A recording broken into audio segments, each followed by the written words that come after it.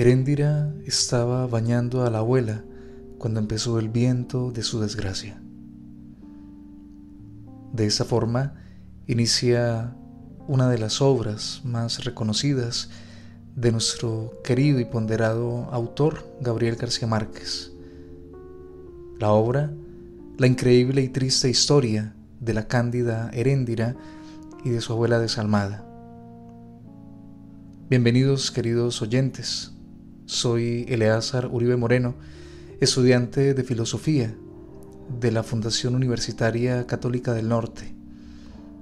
Los acompañaré en este instante de contexto literario, en este primer episodio de Literatos.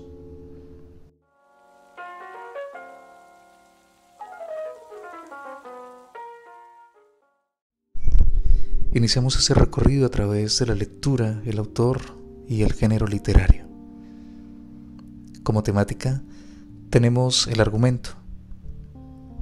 Heréndira, quien es la protagonista de esta historia, es una joven que fue puesta al cuidado de su abuela en un escenario desértico donde provocó por accidente un incendio, quedando en deuda según su abuela, y a quien la explotó sexualmente para pagar su deuda. La historia genera un recorrido por algunos personajes, los cuales inciden en el desarrollo de la trama y del destino de la protagonista. Finalmente, luego de tantos intentos de querer escapar, Heréndira, con la ayuda de Ulises, logra hacerlo. Una vez más, la abuela logra atraparla, pero Ulises asesina a la abuela desalmada. El tema principal de la obra es el abuso y la prostitución de menores en el territorio costero de Colombia, como una realidad cotidiana.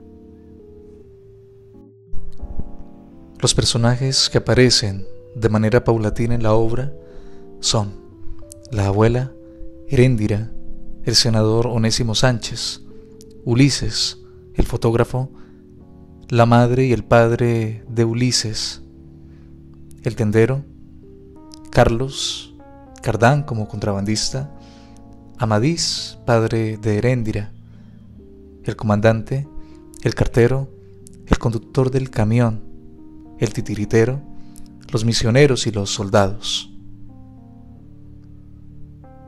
Algunos de los hallazgos encontrados en la obra son representaciones culturales, sociales y cotidianas propias de la idiosincrasia del norte del territorio colombiano.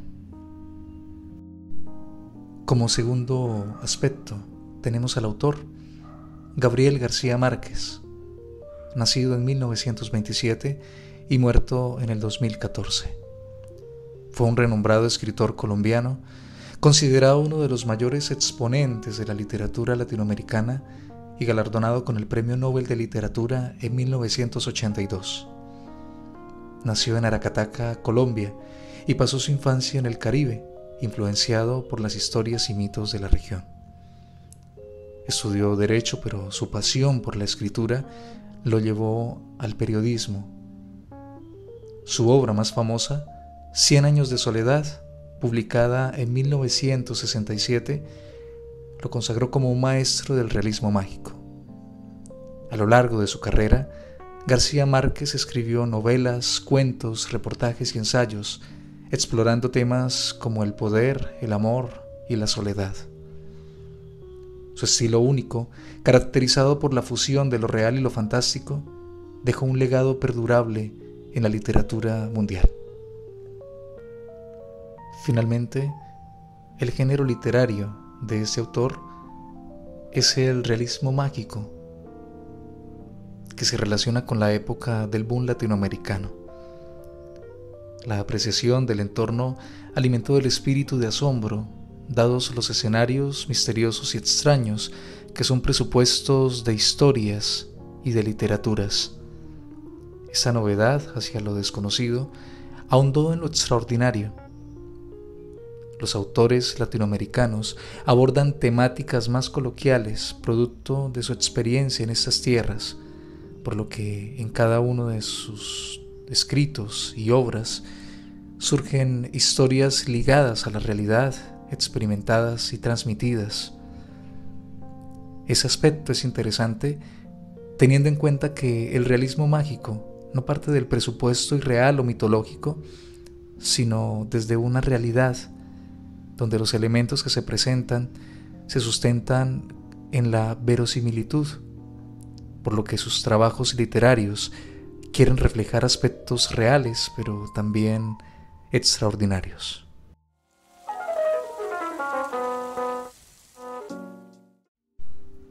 En este segundo momento, los invito para que nos adentremos en el producto del ensayo, trabajo que ha logrado adentrarse al aspecto del realismo mágico.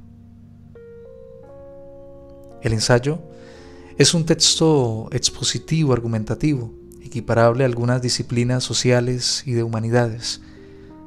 Con el paso del subjetivismo romántico del siglo XVIII, el ensayo es la pieza literaria objetiva que precisa un ejercicio intelectual distinto al subjetivo.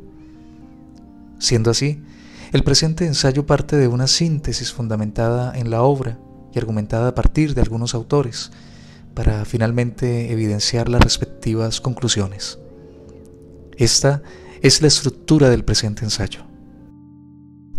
La introducción, los vestigios del realismo mágico en la obra, contexto, lectura y postlectura, noción fundamental del realismo mágico, conclusiones y referencias.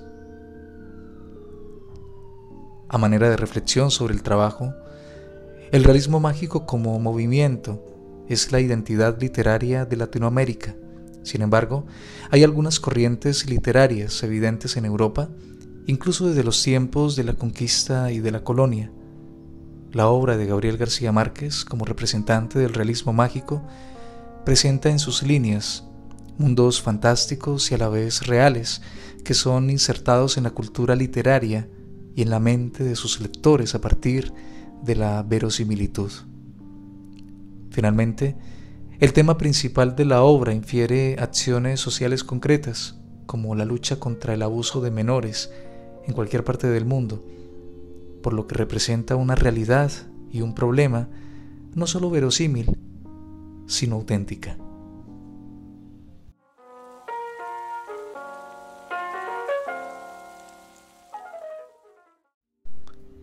Como siguiente momento en este recorrido literario, los invito para que nos adentremos en la filosofía y en su relación con los medios de difusión.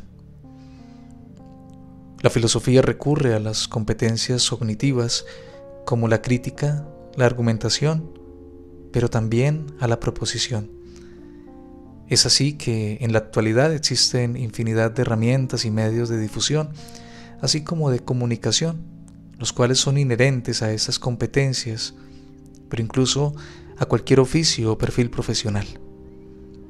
Es así que ejercicios y herramientas como la elaboración de un podcast o de un ensayo favorecen la creatividad a la vez que fortalece la capacidad constructivista, no solo para los ambientes académicos, sino también para la proyección profesional. Si bien es cierto, un podcast, por ejemplo, no solo es un recurso de difusión de información, sino que en un filósofo se convierte en un medio reflexivo y en un espacio de interrelación con el oyente. Con todo y lo anterior, es pertinente implementar en el oficio profesional recursos virtuales como este, además de todos los puestos a disposición de las artes, de las ciencias y de las humanidades.